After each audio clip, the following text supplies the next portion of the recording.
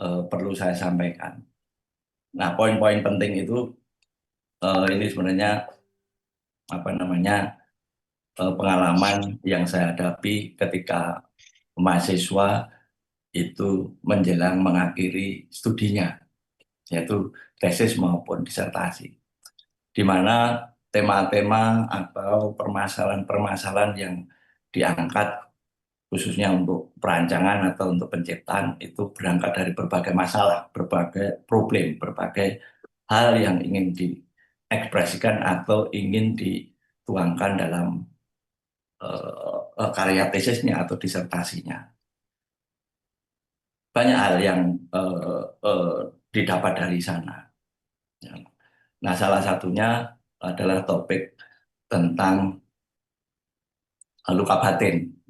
Nah, luka batin ini sangat banyak sekali yang sering disampaikan, gitu. Dan banyak pula yang itu ada yang terus, ada yang mundur, gitu.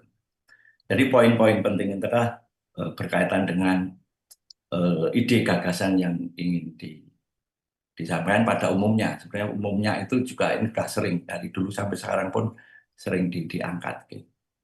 Nah, yang kedua itu tentang bagaimana sih problem mahasiswa itu menyampaikan, mengungkapkan gapnya atas apa luka batin itu. Nah, ini yang sering menjadi masalah. Kalau masalah kualitas karya atau dalam karya itu nggak masalah. Tapi bagaimana dia bisa mengungkapkan persoalan itu eh, atau dinyatakan itu dalam satu tulisan dalam konteks akademik.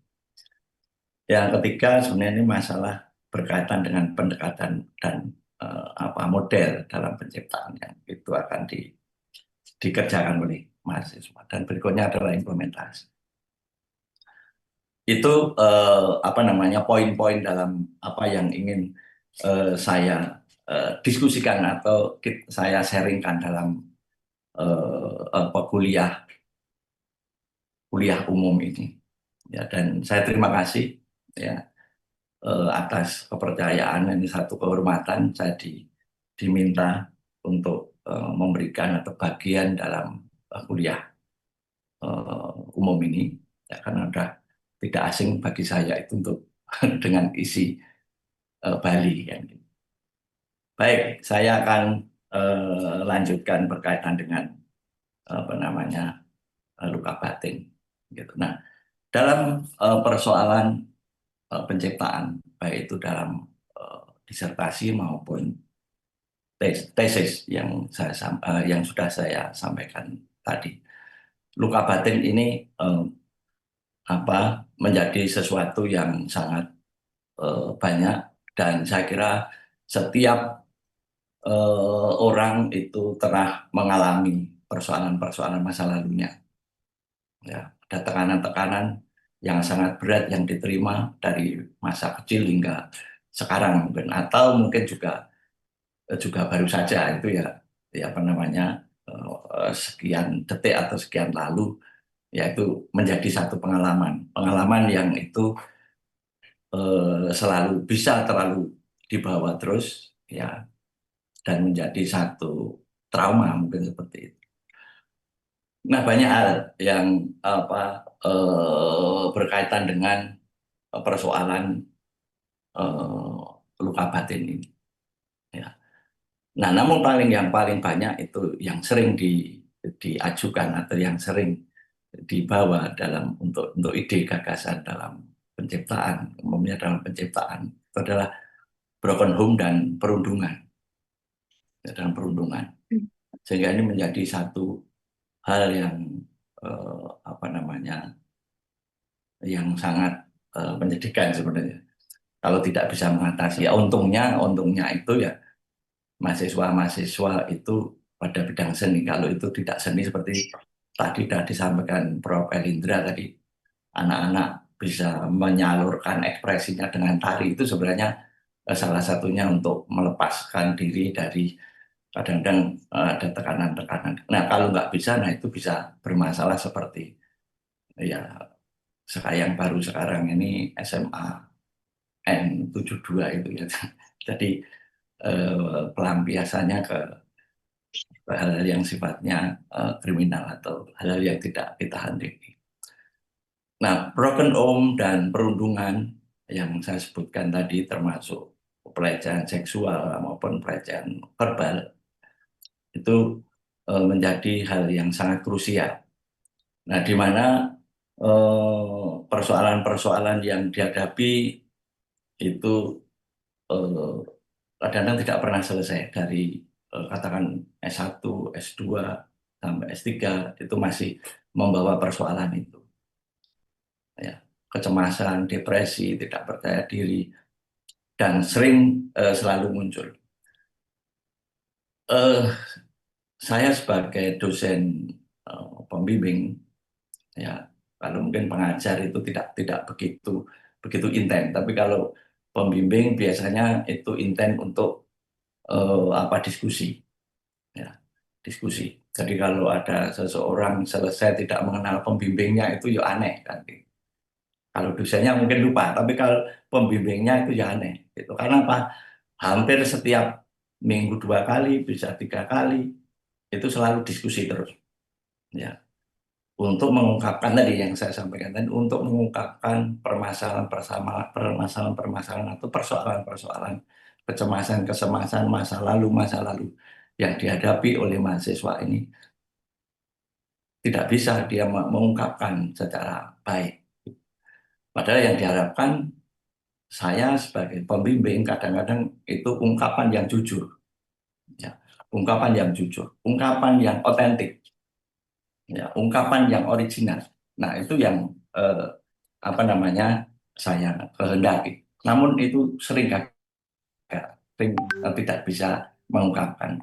Maka tadi saya sampaikan ada yang mundur, ada yang terus, kan gitu. Yang mundur itu karena dia sebenarnya nggak siap, ya nggak siap karena eh, yang untuk menyampaikan secara terus terang kadang-kadang nggak enak juga kan gitu kan karena berhadapan dengan orang lain, ya, khawatir untuk di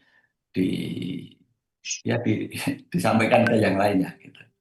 Nah ini yang sering menjadi persoalan, ya, sehingga eh, bagi yang terus biasanya itu dia bisa mengungkapkan kadang cukup lama, tidak siap hari ini besok, tidak bisa besok lain waktu kan gitu kan. Ya, jadi persoalan-persoalan yang berkaitan dengan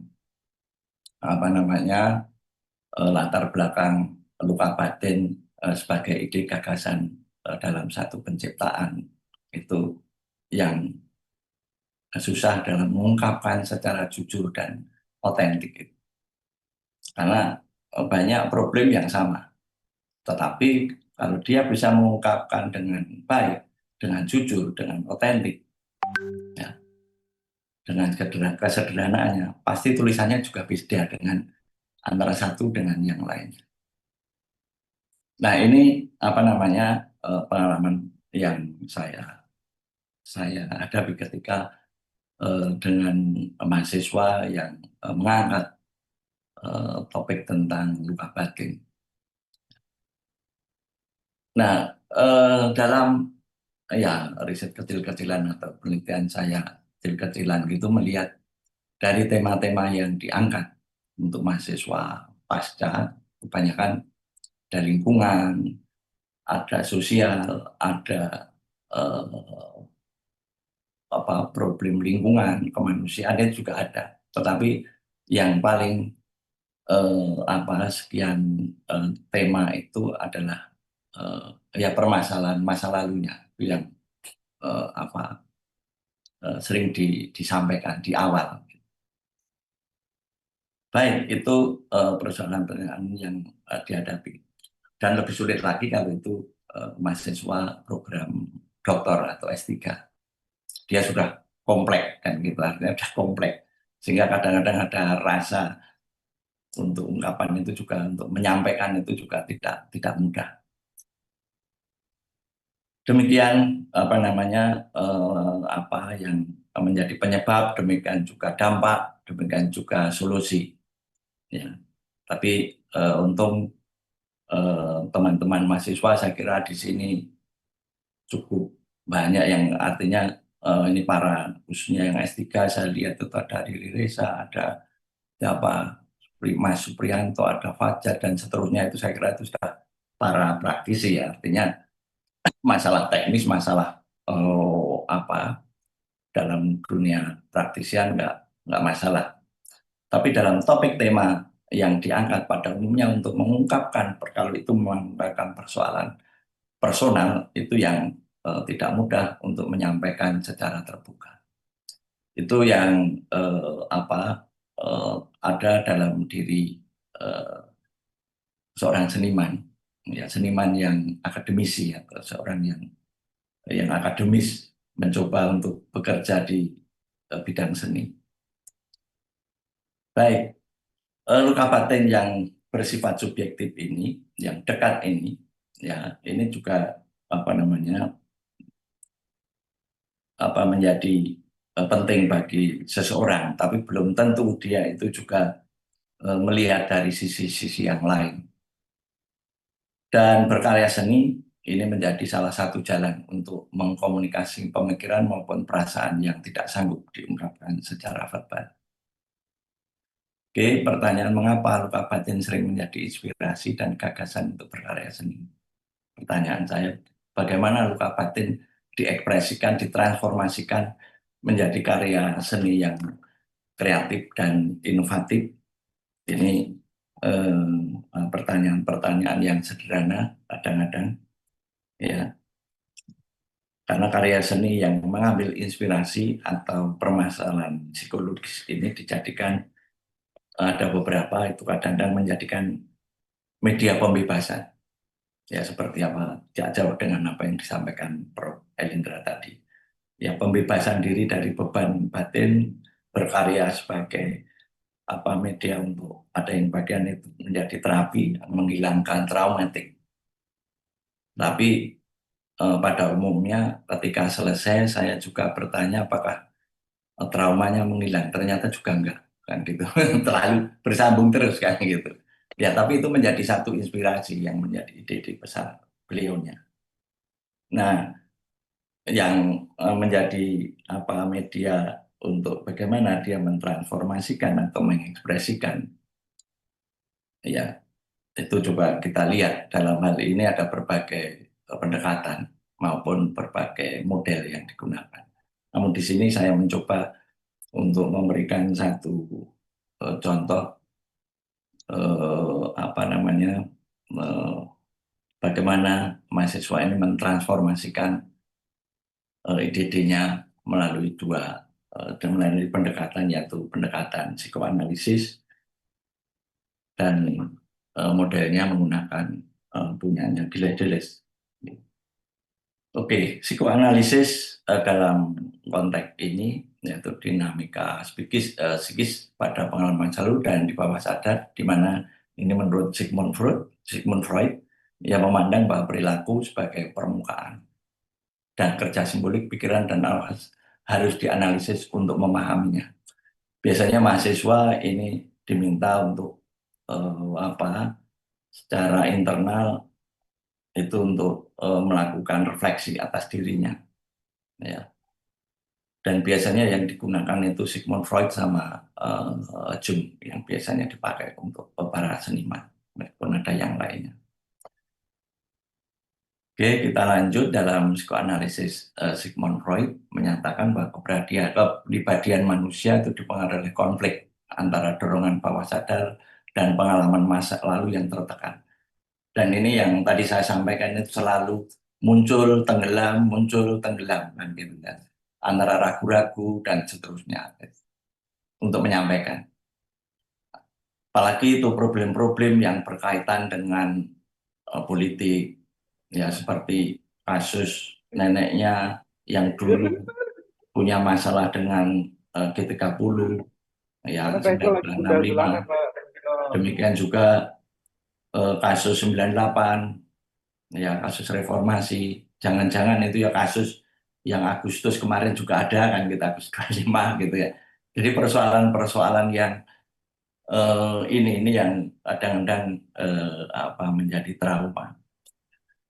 Oke, kesenian berfungsi sebagai mekanisme sublimasi. ya sublim, bahwa sublim ada di dasar di bawah.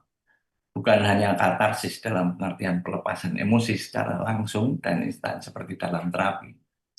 Ya, Freud melihat seni sebagai cara yang dapat diterima secara sosial untuk menyalurkan dorongan dan konflik bawah sadarnya. Makanya beruntung para seniman ini. Kalau bukan seniman mungkin itu solusinya tadi. Ya bisa bunuh diri, bisa melakukan satu bentuk-bentuk yang kriminal, bisa mengarah pada narkoba dan seterusnya. Itu faktanya seperti itu. Tapi dalam hal ini ya kami melihat kalau ada mahasiswa yang untung Anda seniman, kalau enggak bisa bermasalah untuk sosialnya Anda. Oke, Freud juga berpendapat bahwa seniman menyalurkan dorongan insting yang tidak terpenuhi atau terlarang ke dalam bentuk ekspresi dalam bentuk ekspresi kreatif, yaitu seni. Proses sublimasi ini di mana energi psikis diubah menjadi aktivitas yang bernilai dan diterima oleh masyarakat. Ya, jalur bisa diterima itu ya karena seni itu lebih bisa diterima oleh masyarakat. Melalui seni baik seniman ya dalam proses maupun penonton dalam hal ini sebagai audiens dapat melepaskan ketegangan emosional atau hasrat bawah sadar secara simbolis dan tidak langsung sehingga memperoleh kelegaan dan kesenangan. Jadi meskipun seniman itu sebagai pencipta, tetapi kalau seseorang yang menyadari kadang-kadang untuk melepaskan depresinya, untuk melepaskan apa namanya kecemasannya, kadang-kadang ya dia mengapresiasi atas seni itu nonton tari, nonton teater, nonton apa, ya itu sebagai bentuk untuk pelepasan, untuk mengurangi sebenarnya. Luka batin jika masuk dalam kedalaman misalnya memiliki energi yang besar, bisa mengambil alih kendali diri. Untuk itu ada usaha self healing dengan metode katarsis dengan berkarya seni rupa. Katarsis menurut sudut pandang psikoanalisa merupakan ekspresi dan pelemasan emosi yang ditekan dengan cara yang lebih positif dan bermakna. Tadi beberapa narasumber itu juga menyampaikan tentang seni, arsitektur, tentang seni tari, tentang seni-seni yang lain, ya termasuk museum, ya untuk mengapresiasi tidak hanya masalah estetika, tetapi juga bagaimana makna yang ada dalam konteks seni tersebut. Nah, pendekatan yang biasanya digunakan itu sementara untuk model penciptaannya pada umumnya adalah di sini adalah salah satu itu yang namanya konsep becoming atau menjadi yang lain. Ini Gilles Deleuze ini sering menjadi satu diskusi dan ini cukup menarik karena ini apa kontroversi gitu, sering kontroversi dengan filsafat yang lain. Oke, dalam pandangan Gilles Deleuze dan Guattari, bukanlah sekedar Lebih mending, tidak mending, kurang representasi mending. realitas yang sudah ada, melainkan sebuah kekuatan kreatif yang menghasilkan realitas itu sendiri. Ya, menjadi lain berarti fokus pada dinamika penciptaan, eksperimentasi, transformasi. Ya, eksperimentasi ini selalu dilakukan oleh ya para pencipta, para seniman yang biasanya menggunakan atau mengangkat apa gagasan itu kecemasan ataupun masa lalunya yang kurang baik. Biasanya ini apa dilakukan dalam proses penciptaannya. Oke, seniman tidak terikat pada satu identitas tunggal atau aliran tertentu. Ya, biasanya ini lain daripada yang lain, ya, karena dia menemukan kreativitas dan inovasinya, sehingga karya-karya itu akan menemukan keterbaruannya. Oke. Seniman sebagai persona konsepsi yang menggunakan alat dan materi yang membuka kemungkinan sebelumnya tidak terpikirkan. Yaitu hampir sama tadi ada sesuatu yang lain. Menjadi yang lain karya itu dibanding sama-sama topik yang sama, permasalahan yang sama, tetapi dalam mengekspresikan bisa berbeda. Oke, selanjutnya juga Gilles juga menggunakan konsep rhizome dan assembly, yaitu konsep rhizome struktur tanpa pusat, sehingga dia lebih ekspresif, lebih bebas dalam menentukan karya-karyanya.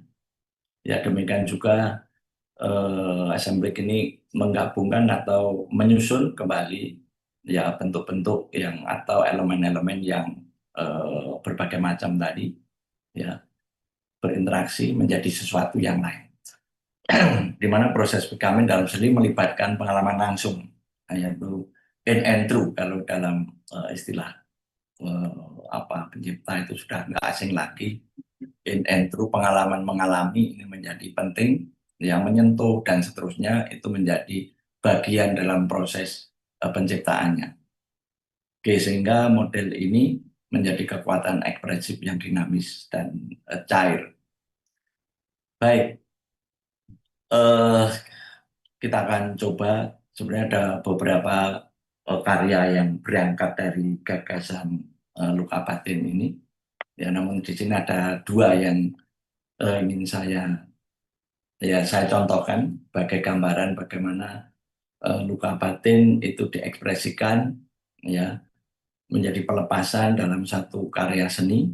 Ya, ada dua orang meskipun banyak sekali karya-karya yang berangkat itu, namun saya mencontohkan dua karya ini, yaitu dari mahasiswa atau sudah selesai ini dari lulus S3 maupun S2.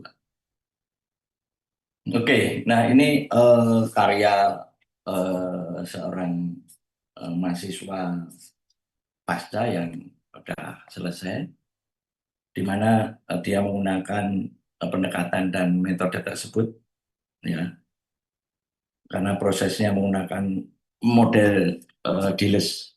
Material utama yang digunakan kedua berupa ini adalah dari bahan bekas semua, yaitu dari besi tua, dan yang satu nanti itu dari kain bekas atau perca, kan. Dirancang sedemikian rupa menjadi karya yang kreatif dan inovatif. Sebagaimana tadi dikatakan oleh Gilles Deleuze, gitu, bahwa konsep becoming ini merupakan penciptaan melalui atau untuk mendapatkan satu yang baru, di mana seni adalah cara menciptakan konsep-konsep baru dan melahirkan peristiwa-peristiwa baru juga, di mana seniman itu berfungsi tadi sebagai persona konseptual. Ya, jadi ya sebagai pengepul barang bekas kalau dikatakan seperti itu. Ini bagian dari karya-karyanya yang dilahirkan, gitu. Ya, dia punya pengalaman masa lalu yang getir, pengalaman masa lalu yang tidak mengenakan, sehingga itu merasa tertindas dan dendam, gitu, dalam itu. Nah, seperti halnya tadi ketika saya sebentar tadi melihat televisi, itu peristiwa yang SMA 72 itu juga karena tertindas dan dendam, sehingga diekspresikan dengan ya peristiwa yang tidak kita inginkan semuanya itu. Nah, beliaunya sebagai seniman atau perupa, dia mencoba balas dendamnya itu dilampiaskan melalui karya-karya seninya yang sangat monumental dan sangat berat, gitu. Artinya karena semua itu terdiri bahannya dari besi semua, jadi beratnya ada bertonton, gitu. Nah, penciptaan karya dia Dendam dengan sepeda roda 3 ini menggunakan bahan-bahan dari besi tua. Penggunaan kembali material bekas yang sudah tidak terpakai dalam karya seni sebenarnya serupa dengan konsep upcycle, sebenarnya upcycle, di mana itu sering dikonsumsi sehari-hari. Ya, upcycle yang diartikan sebagai creative use, yaitu proses mengubah bahan limbah produk yang tidak berguna, yang tidak diinginkan, menjadi satu produk baru. Nah, perupa ini menunjukkan sebuah visualisasi rasa dendamnya, itu rasa sakitnya masa lalu itu dengan luka yang dicapainya dengan berbagai macam bentuk, ya, seperti apa yang disampaikan Gilles Deleuze tadi, yaitu ada bentuk baru. Ada dua karya di sini. Ya, karya ini ada sebenarnya ada banyak karya, namun saya coba ambil Eh, karena menurut saya ini sangat menarik, sangat sesuai dengan apa yang eh, disampaikan oleh Gilles Deleuze. Ya, di sini dia menggambarkan kebetulan dia anak seorang militer, ya, seorang tentara. Dia bercerita tentang kehidupan ayahnya dan menginginkan anaknya untuk menjadi tentara, namun nggak mau menolak. Kan, gitu. Tapi dia berusaha untuk mendokumentasikan atau mengekspresikan itu lewat karya. Yang kadang-kadang antara satu elemen dengan elemen yang lain itu tidak nyambung kan gitu ya, tidak nyambung. Oke, yang ini karya kedua itu didedikasikan untuk orang tuanya, di mana Kan dalam buku orang tua yang tadi kita sebutkan memaksa untuk jadi militer tapi menolak. Ini karya yang lainnya, ini berkaitan, ini langsung dengan pribadinya dia, ya, dengan personnya, ya, yang sang perundung ini berarti sejak dulu dia mendapatkan satu perundungan yang menggambarkan perundungan di masa kecil. Ya, dia melakukan diintimidasi, ya, sehingga eh, muncullah karya ini. Demikian juga karya yang satunya itu juga salah satu perundungan yang digambarkan, ya, sadelnya Yang terlalu beli bensin tinggi, nggak, Pak? sadelnya tinggi ini digambarkan atau dimaknai dia sebagai perundung, yang di bawah itu dia menjadi korbannya.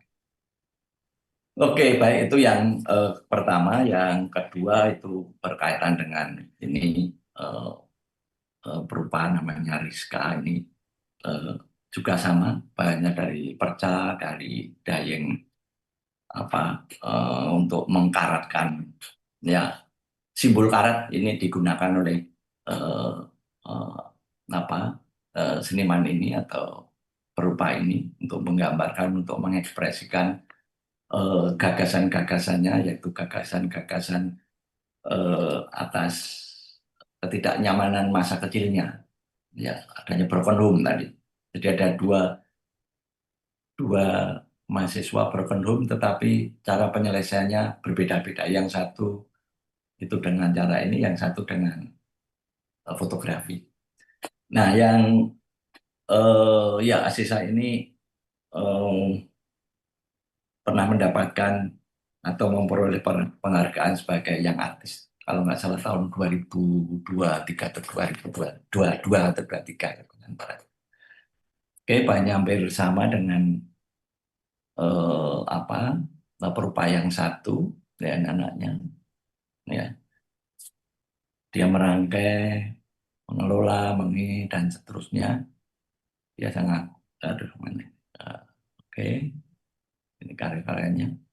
Ini karya-karya yang dihasilkan. Ya. Rizka juga mencoba menerapkan proses of being, ya, untuk menjadikan yang lain sebagaimana yang dikatakan Deleuze, yaitu becoming sebagai sesuatu model penciptaannya.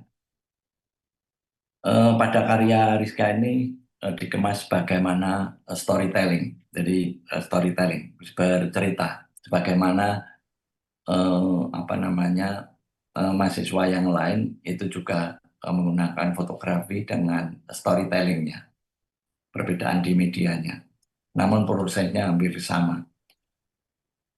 Ya, storytelling yang bercerita dan menyampaikan pesan human untuk melihat kembali masa lalunya yang getir dan terluka sebagai seorang anak.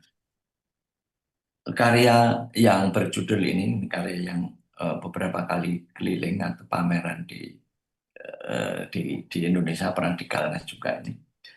Ya, tumbuh di atas tubuh itu menggambarkan bagaimana seorang anak, ya, dalam keluarga yang diharapkan damai dan bahagia ternyata jauh dari itu, ya, jauh dari. Demikian juga karya yang di kolong meja itu judulnya hampir sama dengan kasus anak yang sama atau mahasiswa yang sama, namun yang satu, tapi intinya sama. Kalau meja itu menjadi tempat yang aman ketika dia atau keluarganya itu apa namanya yang mengalami satu persoalan, ya ada yang punya pengalaman dilempar kursi, ada yang ya tapi ya dia menggambarkan meja itu sebagai tempat yang aman bagi seorang anak. Ya, dia hanya bisa melihat, bisa merasakan dari apa yang dilakukan oleh orang tua mereka, sehingga itu terbawa hingga sampai dewasa, ya, sampai dewasa. Oke, ini karya seni yang lain, ya, ini juga sama, ya, ini menggambarkan bagaimana peristiwa yang tidak menyenangkan dari keluarganya, ya, ini peristiwa dari 65 yang ya ada stigma tertentu, ya, stigma yang ditempelkan ke orang tuanya sampai ke anak cucunya, ya, di era Orde Baru. Nah, sekarang malah jadi pahlawan kan. Gitu. Nah ini ya sama ini ya. Ini. Oke. Nah ini sebenarnya gini.